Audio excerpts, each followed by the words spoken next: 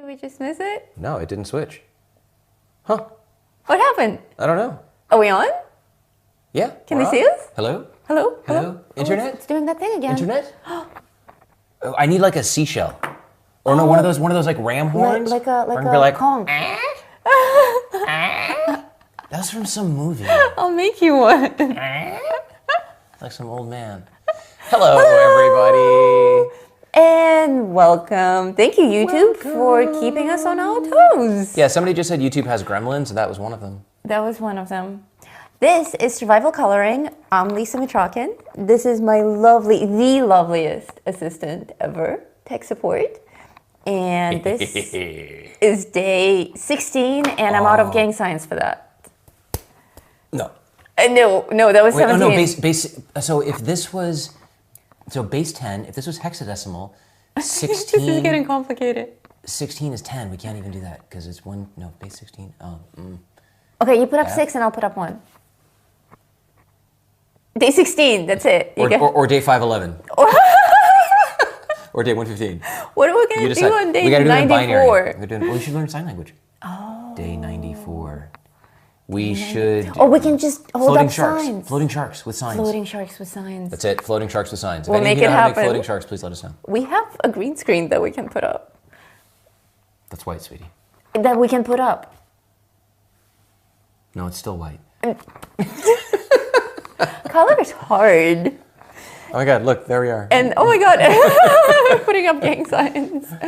Welcome, welcome, welcome. Today is a super exciting day. Yesterday we started coloring crystals with white charcoal on gray paper, which looked completely invisible from They still look invisible. I wish that I could show that. The entire episode yesterday, he kept like looking really shady at my page. And Shadier than usual. And shadier than usual and like kind of stalling and talking like he's buying time until he realized, looking at the preview screen, that I am actually coloring, because white charcoal on this page with the glare of the lights from his angle, he just sees the black outlines and that's it. That's it. That's it. So the entire time he thought I didn't color anything yesterday. And he's like, I was pretty sure she didn't know how to color. Well, today we're actually using color. We're going from white to purple. And I have an assignment to lick a pencil. The people have spoken and they've requested that I actually lick a pencil. Apparently, Black Widow pencils are water soluble and can act like watercolor pencils. I have not tried this. I'm going to try it for the first time on the show.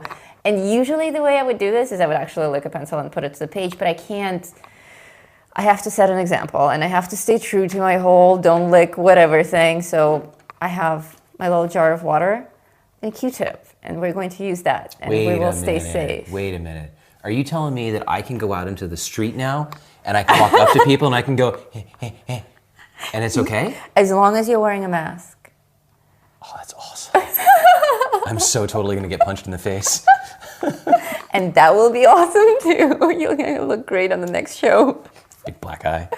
We also have a special guest tonight, JOBETH, my dear friend, a Talmer, a patron, a YouTuber, an amazing artist. The list goes on and on and on. She's just an amazing woman.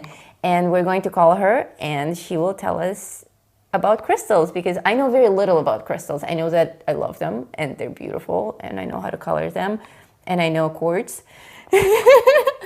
and different colors of quartz, and that is it. I know nothing about growing crystals or the healing power of crystals or the different energies of crystals or anything else that JOBETH might tell us. So how about we switch me to the drawing board and I start the purple experiment, and then if that goes well and I'm not panicking about this whole pencil licking thing, we can get the guest on the phone. So what I will do, this is happening live for the first time ever. So let's hope it won't be a complete disaster. The smart thing to do would be to test this on scrap paper. And I would advise you, if you're trying anything new and experimental, don't be smart. Don't be smart. Don't be smart. If you're doing anything new for the first time, just throw smarts right out the window. No. Don't listen to him. Use a scrap paper. I'm not smart. Use scrap paper. Oh no. Don't be like me. Don't try on your printout. You.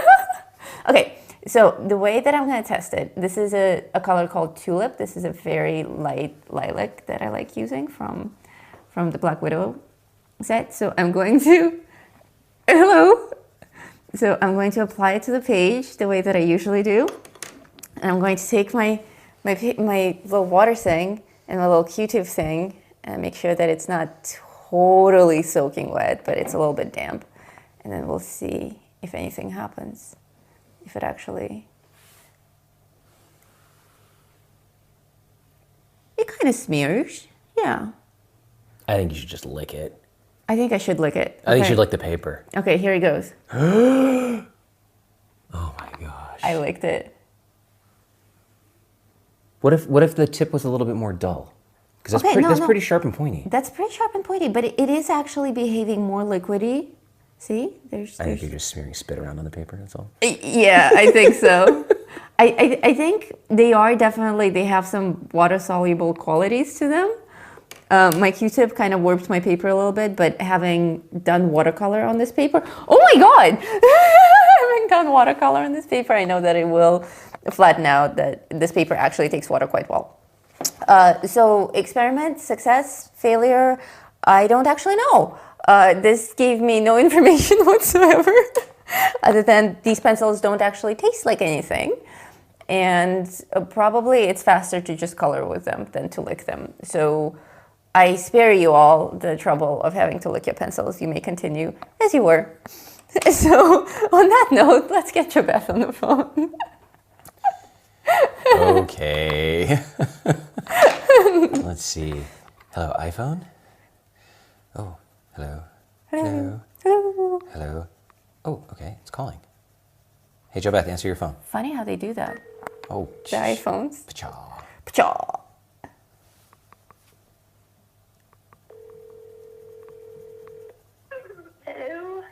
Hello, this is tech support calling for JOBETH. Is JOBETH available? Hey, tech support. Hi, JOBETH. Lisa's here too. Hello and welcome. Thank you so much for joining us. Thank you for asking me. This is a very, very special and very rare occasion that JOBETH and I are in the same space, actually speaking to each other like human beings in using our voices, because usually I have my channel where I'm speaking and she's in the chat, being bound to written text, or the other way around. She's running her show and I'm in her chat, and there's always this delay between what she says and what I write, and this is literally the first time that we're actually speaking. It's very exciting. It's like one of those cosmic impossibilities. I hate that delay. So how would you like to introduce JOBETH, or have you already introduced JOBETH? I just did. Oh, okay. You totally missed it. I did. You did. I was typing in the chat. You did. She's ready. She's ready to tell us, reveal the secrets. So unlike a normal call where I ask people questions, we have no questions for JOBETH. So if you have questions for her, please join the chat. Looks like Leah can finally join the chat. Welcome, Leah. So ask questions in the chat. I will relay them to JOBETH, and otherwise, JOBETH, please just take it away. Okay, thank you. First of all, I've been studying crystals and stones for 40 years. Oh, off and wow. on. So it's not like it's just something that's a new topic for me. For the purposes of this discussion of the questions here, I'd like to say that when I'm talking about crystals, I'm not talking about like garnet and topaz and things like that. I'm going to be talking about quartz crystals, the six-sided variety that Lisa is coloring right now. So just to clarify that, because if we go all crystals, that subject is just too broad for me to address it in this short amount of time. It's impossible. Right. So, yeah, first of all, I see people talking about growing crystals. Crystals, as a quartz crystal is, a six-sided crystal that looks like, the crystals in the picture here that Lisa is drawing, they take thousands of years to grow even a small crystal. Wow. The crystals that you find in these stores that are 2 inches tall, they're thousands of years old. They're not something that's just happened. The interesting thing about crystals, one of the interesting things, is that they carry a piezoelectric charge, which is something that a lot of things, not a lot, but in the scheme of things, if you think about a piezoelectric charge, it's something that a solid something will carry. It's an electric charge. And that's why crystals can be used in things like cell phones and electronics, etc. Now, when you put something with an electric charge with salt water, what does that do? I don't know if anybody was like a science geek like me or anything, but you can actually increase the charge by putting something in salt water. Now, there's an old tradition, and I don't remember exactly which American Indian nation did this, but one of their ancient traditions was yearly they would take this giant crystal that was like an heirloom of their community, and they would take it to the shaman would take it to the ocean and would cleanse it with the ocean water. The only stipulation was he couldn't drop it, because when you drop a crystal and it shatters, it releases a piezoelectric charge. It releases its charge. Can you imagine? Now, this crystal wasn't small. This crystal was huge. This guy had a chore. He had to go and do this, and it was special, and it represented a lot of things to them, special spiritual things. But can you imagine, man, if he dropped that thing? Yeah. Yeah, for sure. So, yeah. So a lot of you, I've been looking in the chat, a lot of you are familiar with crystals and use them in healing, and that is wonderful. They have the most incredible healing properties, and whether or not you believe in those properties, they will still do their work because they vibrate at these frequencies. And they often vibrate at frequencies that are influenced by the color. And an example is citrine crystals. Okay, citrine crystals are yellowish. So you want to kind of have a little bit of a background in like color, and where it's associated with spirituality and with emotion, and a psychological background is a really good way to go with that too, because a lot of the time, Psych 101, you learn that in Psych 101, where they tell you about how colors can affect mood. It's true. And it's true also with the vibrations of things. So you've got a clear crystal and you've got a citrine crystal, the six-sided variety, the rough, raw type, okay?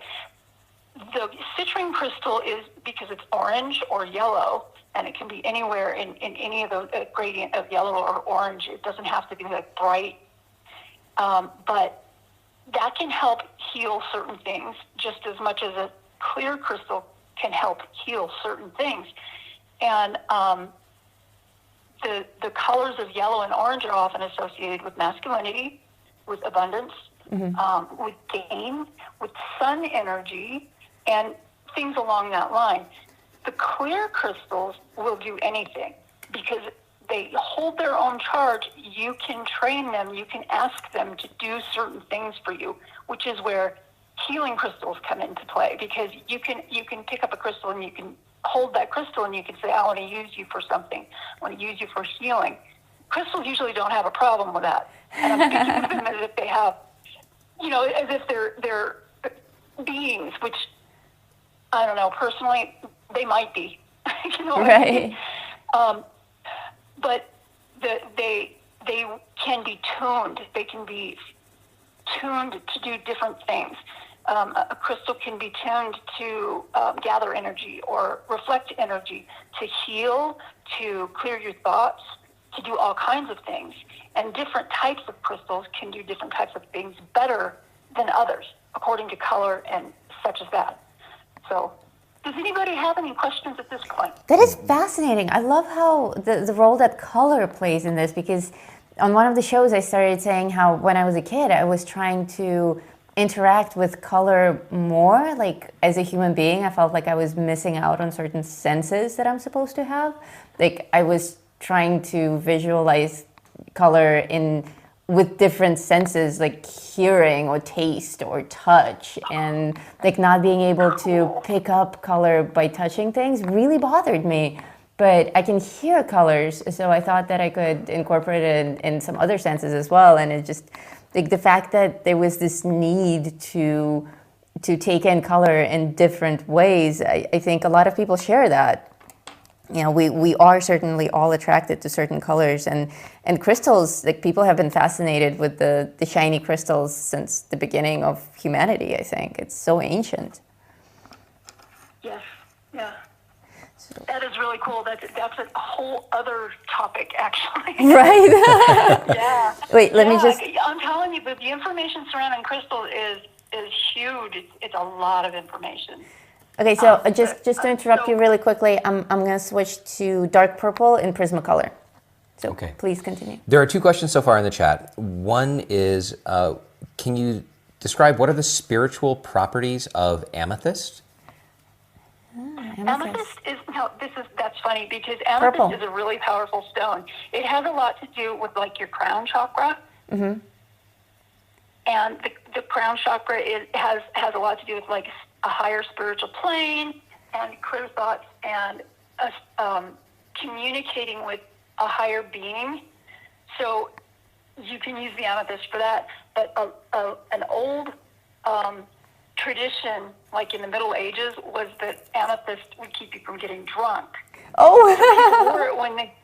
It's funny because people would take an amethyst in their pocket, or they would wear it when they went out drinking. Of course, they're going to get drunk. That is really funny. You know, I mean, your body can only process so much, right? Right. Yeah. So, but it is true that it does. If you let it, it will help you continue to be sober. That was my dog. He's crazy. Oh, wow.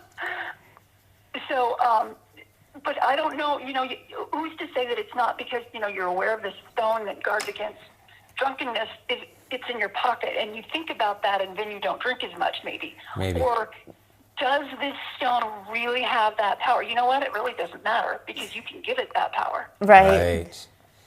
Somebody else asked, when you said that salt or the ions present in salt water can increase the piezoelectric charge from a crystal, they asked if that would apply to wearing a crystal while sweating, while working out, for example. Is the salt content in sweat enough to increase the charge of a crystal? Oh, that's very interesting. I would say yes, even if it was only like a tiny bit. But another thing that your sweat will do, if you're wearing a crystal and you get your sweat on it, it will tune to your body. Because the sweat that comes out of you is your sweat. It's unique to you, just like your fingerprints. Right. Right. Do these have to be raw crystals, or can crystal beads still have healing properties?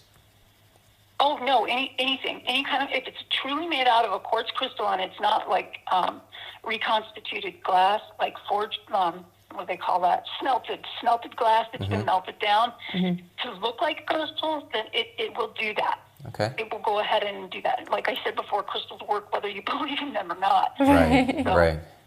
And Cindy asked if you think that there could be an association between the dislike of a color and the vibration of that color. So she continues, if crystals of that color, if crystals of a color that a person didn't like would actually have a negative effect on the person. Great question. It's hard to answer that without knowing some history, but of the person. Right. Like I know Cindy online, but if I had a chance to just sit and talk with her, I would be able to better answer that question. So that's it. As soon as y'all can get together, you have to get together and work that out. That's right. That's it. Definitely, that would be fun. But just off the top of my head, I would say that it wouldn't be detrimental. It probably just wouldn't work. Okay. It would probably just annoy you. Unless it's a psychological a block that she has where she just doesn't like that color so much that it really, really grates on her nerves, and that, in which case, it wouldn't be the crystal anyway. It would be her dislike of the crystal that you're back. Right, yeah. Right. All right, that's it for questions right now. If you want to continue telling us cool stuff about crystals. Yeah, we're loving the information so far. Give us more. Okay, so I'm sure everybody's familiar with the way that they're doing crystals now in like arts and crafts and beadwork and stuff, where they have that, they make them all these gorgeous colors, like super bright blue and, and champagne colored, right? And those colors are heat treated. Those crystals, sorry, are heat treated. They're heat treated with different metals to get them to look that way. Now, and each color is specific to like a metal. For example, the blue ones, they are heated with gold. And the aqua aura ones that are bright blue, those are heated with gold. So the gold, through the process of heating it, it will attach to the outsides of the crystals, and it will change that crystal color to blue.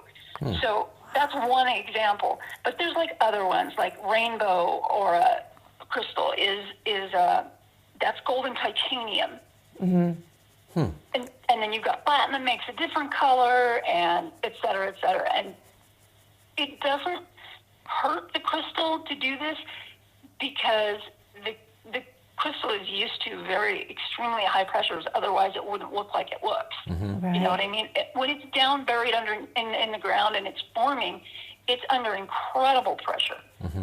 So, and because it's a six-sided form, it's very stable as well. So you're not really hurting the crystal by heating it up and doing this to it, except for maybe one thing, and that it might become a little bit brittle, so it would be more likely to shatter if it's if it gets knocked around or something. But you can also use those colors and tune your crystal according to those colors to have the crystal be a battery for what you want it to do. Fascinating. So you can. It's really great the way that you can use crystals. Personally, I like to use just clear crystals. Just clear ones. So just clear, plain, crystal, raw Brazilian or Arkansas crystals, whichever, and just have a talk with them and say, hey, I want you to do this for me, and then you concentrate on it and you pour that energy into the crystal and it's tuned. I don't recommend doing that without cleansing it first, but how do you cleanse it? Cleansing is really easy. It's really easy. You need running water, or you can use sage smoke, or you can leave it in a windowsill you can leave it in a windowsill and let the sun and the moon shine on it. Nice. Like for 24 hours. Okay. So either way, because that way, you get the whole spectrum of light, or you get the running water effect, which everybody knows running water is a really great way to cleanse things, Yes. for hands, right? Yes.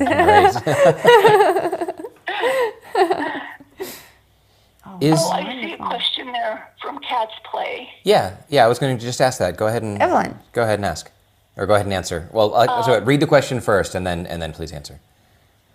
Okay, it says, are red crystals perceived as evil? And personally, I would say no, but that's really a matter of personal reference. I don't.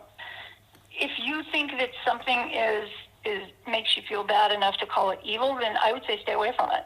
Good advice. Good advice. Yeah. Absolutely. Good advice in general. I mean, it's just simple. It sounds really silly and simple, but that's as far as I would go with that. A crystal in itself isn't evil.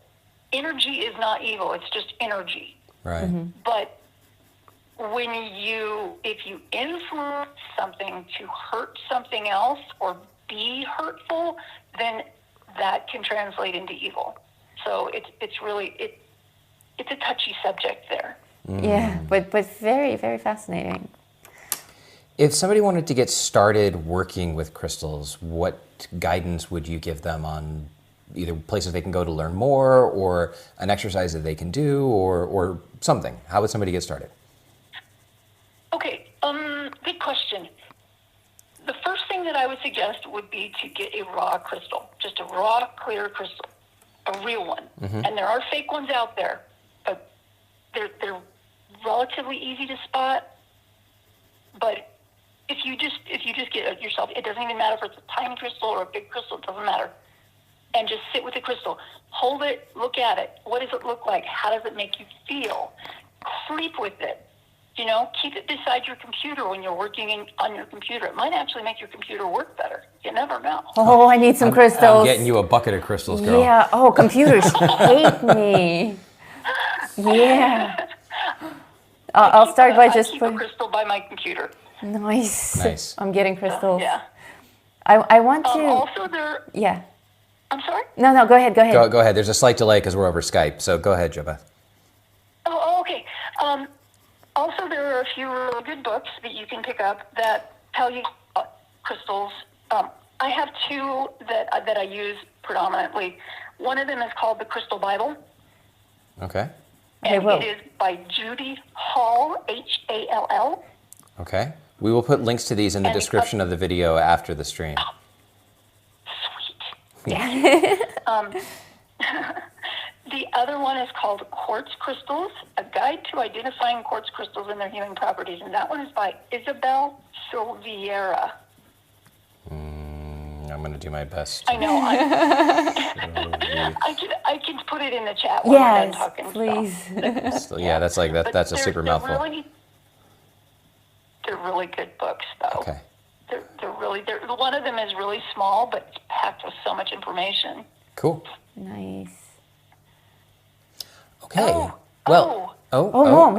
What, you had a thought? Oh, I was looking at what Mark said. Mark's my husband, and he was saying something about a crystal that I gave him.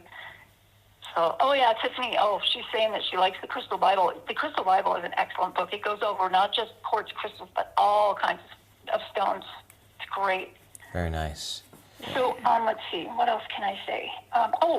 There are a couple of really interesting things about crystals that I kind of wanted to mention, if I have time. Yes. You have time. Yes, go for it. Okay. When you look at a crystal, you can look at the face of a crystal, and one of the 6 sides, and there may be little shapes in these faces of the crystals.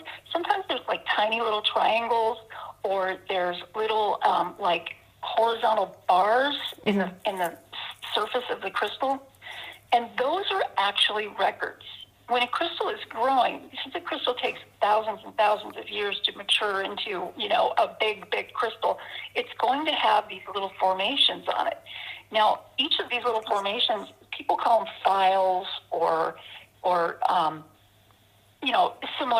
similar terms. But what they actually do is they actually hold information about the world during the time that they were formed. They're sucking up energy. And they're becoming, compressed and all of that. And these little formations, a lot of people, now I've only been able to do this once. And it was a long time ago. I was studying under a shaman in California. But you can hold a crystal. If you're really good at perceiving this kind of thing, you can hold a crystal and concentrate on those little marks, and you can receive information from the crystal about that period in history. Wow. They are magical. And I know that sounds really far-fetched, and I know it sounds like I might be totally off my rocker, which I gotta be in good company, right? But I have done that before. I did that a long, long time ago when I was studying under a shaman, and it was incredible. It was really, there's no way that I could say that was not what I was seeing when I was meditating on this. Right. It was just incredible. So I believe that is what they do. I can't always access it, and some people are good at it, and they can just pick up a crystal and start spouting off all this information. And I admire that because I'm just like not that good at that. Wow, but I'm so glad you did have that experience at least once, that you know that it's real.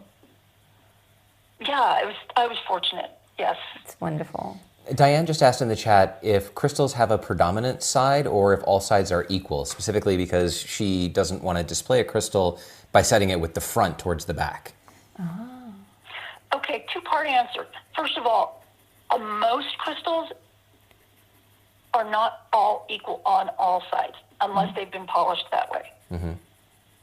When they polish them, they take off those little formations that are considered files or information. Mm-hmm. And they aren't generally all equal on all sides. There's little tiny differences here and there. Even if at a glance they look like they are all equal on all sides, they probably aren't. Okay. There's probably not really a front or a back, but if you really want to know which way to put a crystal, ask it. Oh, that's a good answer. Ask it. Yeah. Hold it. What you can do is you can hold it against your heart chakra, and that will tell you the crystal. When you hold it, like, is this the side you want facing out? Is this? Keep turning it and saying, is this the side you want facing out? And when you come to the right side, you'll get a sense of good, a sense of like flowing, peaceful energy kind of thing, where it's an unmistakable sensation where you know, okay, that's the front for now. Right. That's where it wants to be now. Because, I mean, it could change. Right. Nice. They sound very friendly. They do sound friendly. We should get some. Generally, yeah, they are. Well, before we go And then... it's okay if you lick them.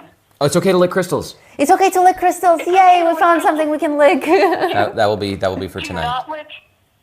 Do not lick cinnabar and do not lick malachite. Okay. Why? What's wrong with those two? They You are sound toxic. concerned. Did you lick some earlier? No. They're what did you say, JoBeth? They're toxic. Oh yeah, They're don't lick those then. toxic. Oh. No, Okay. cinnabar and malachite are toxic. Now, they're toxic in their raw form, but once malachite is polished or cinnabar is polished, it's not toxic. You don't want to wear it against your skin all the time, but Okay. it's not as bad. All right. Well, we are running out of time. Is there anything that you would like to close with? Any final thoughts for those who are listening and watching? I would suggest that everyone get a crystal and try to tune it to heal, especially now, and that they should keep it with them and let it heal them and let it affect their positive, thought processes and centers in your brain and let it start helping you heal. Because right now, a lot of people just need healing, and not just physical. It's Right. also mental, it's emotional. There's a lot of stuff going on right now, and crystals really can help you.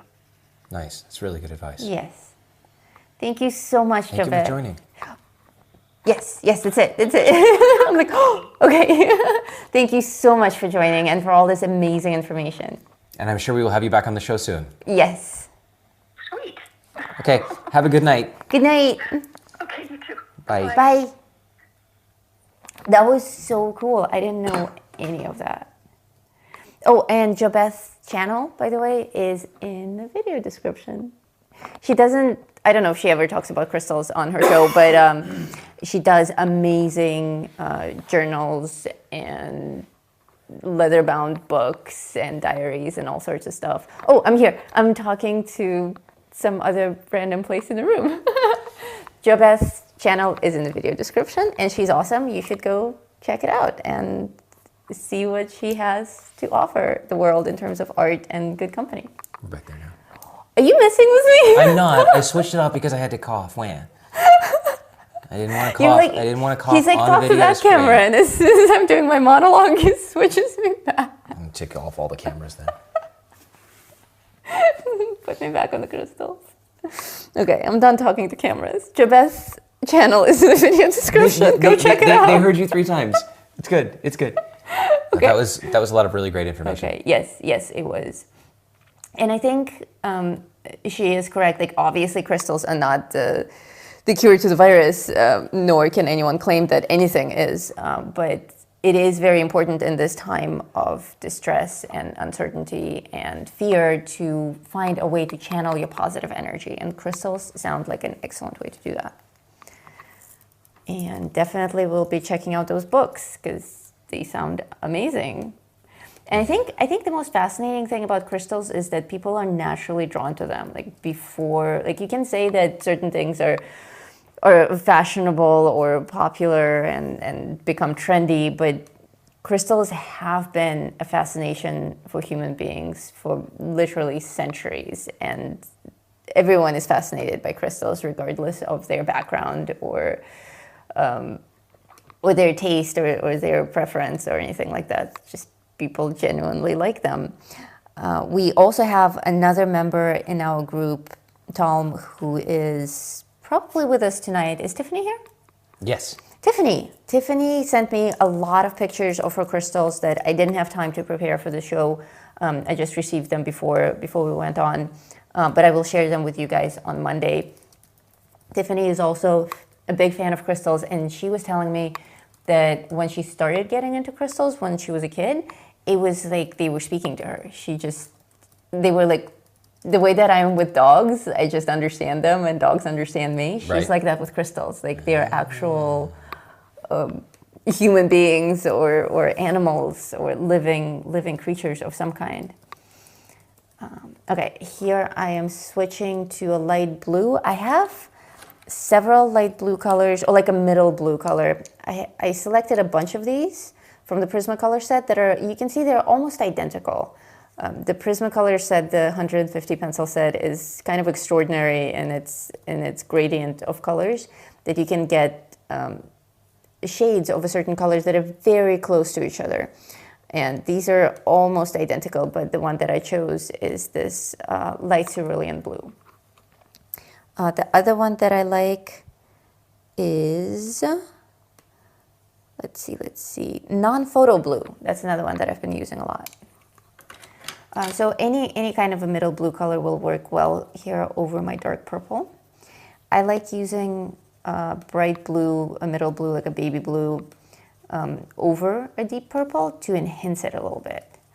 And also I want this crystal to be not just straight up amethyst, but a little bit more of an electric blue in there as well. So I think it's going to be one of those crystals that JOBETH said are actually treated to make them look more spectacular. So he's not going to be a true amethyst, but I think he will still be a friendly crystal. And certainly he is done in my favorite colors, purple and blue. So even though I don't have any crystals, I can make pictures of them and pretend and place them near my computer and hope it helps. Adrian quickly adds crystals to Lisa's Amazon gift list. Oh, you did? Thank you. Well, no, but I will. Oh. I did, however, just put links to both of the books that JOBETH recommends in the Wonderful. video description, so you'll have to refresh. Don't do that now. But afterwards, if you just refresh, you'll see the description has been updated, and those are there. Yay! How are we on time? We're over time. We're over time. Of course we're over time. We're always over time. Who do you think we are? YouTubers. Are there any questions for me in the chat? Nope. No. Nobody wants to know anything. Nope. Everyone knows how to color crystals. They want to know more about crystals from JOBETH. Oh, that's wonderful. Though JOBETH does say that your crystals look amazing. Oh, thank you. And she would know. She would know. Well, now I'm feeling a little bit pressured because we do have a crystal expert with us, and I'm just coloring something that I don't actually know personally so well. Okay, I'm going to stop you right there. I can go get any of your books, and I'd like to know, when did you ever know personally a mermaid or a weird hybrid frog dog fox creature? Okay, point taken. Or the Jack of Spades, or... You are the Jack of Spades. Oh, then you know me. Well, everything else. Yes, okay, good point. But I do actually do research for all of my illustrations. I don't just randomly draw things that I don't know. So for these crystals, I did quite a bit of research. I'm going to totally get you in trouble right now. Those of you, I'd want you... They saw it yesterday. On this camera, hiding below her drawing board is her phone, and on her phone is a picture of crystals a crystal that she's using. So there you go. Okay, it's not one, it's two pictures of crystals. That's right, reference photography. I preach it all the time. Yep. Don't make things up. Well, you can make things up a little bit. Just, make it up realistically based on something from life.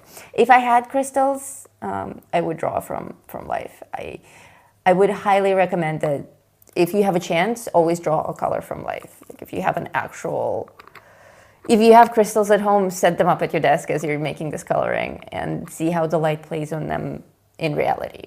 I have only my imagination and Google Images to go on because there are no crystals in this house. But if you have them, as some of you I see from the chat do set them up. We do have lots of river rock, though. We do have lots of river rock. Yeah, Yes. but that just probably isn't nearly as exciting. You can color it with your great crayon. I'll start making little stacks of river rock, and They're round and we'll gray. color those. Yes. Speaking of stacks of river rock, we saw this dude who does river rock stacking. Oh. He is amazing. You know, we've all stacked like 3 rocks on top of each other. So we can pretend like we're in Blair Witch. Exactly.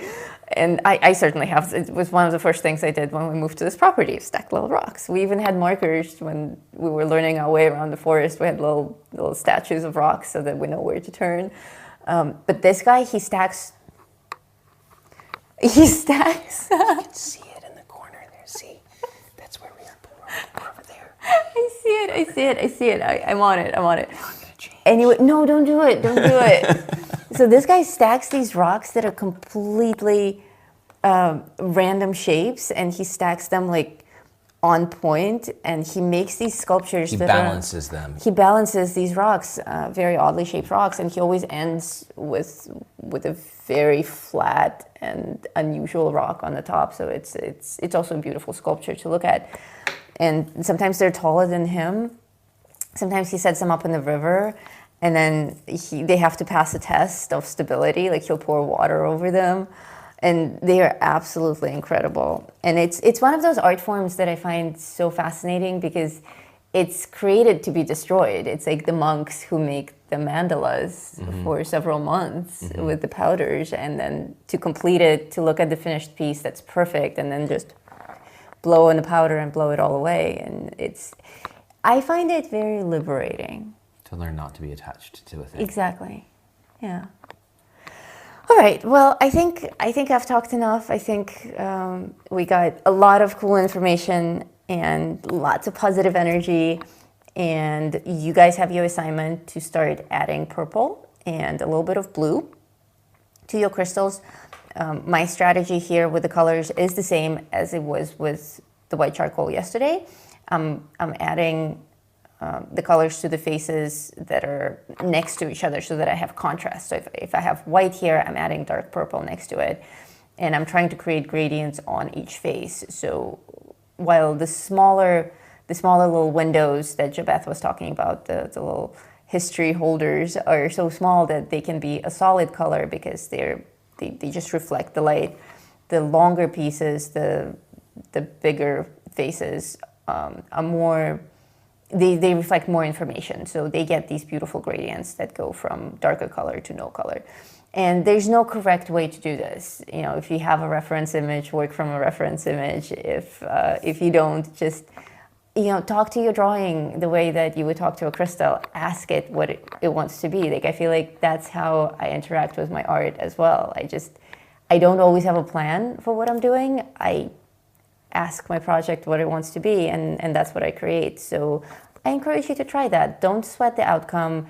It's not about making it perfect. It's about the process and relaxing and using coloring as stress relief. So on that note, let's switch us to the big screen. Are we big?